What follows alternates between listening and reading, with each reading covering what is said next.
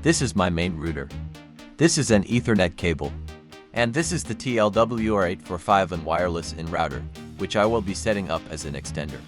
Let's see how to set up this router as an extender with an Ethernet cable. If your second router has been used before, reset it.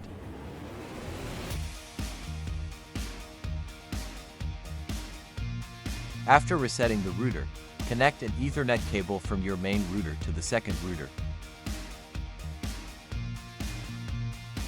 Now go to your phone. My phone is already connected to the main Wi-Fi. This is the second router device. Now connect it. Enter the Wi-Fi password from the back of the router. After connecting the second router device to the phone, the internet will be connected automatically. Now you can browse the internet. This is how you can set up the TL-WR845N wireless in router as an extender with an Ethernet cable.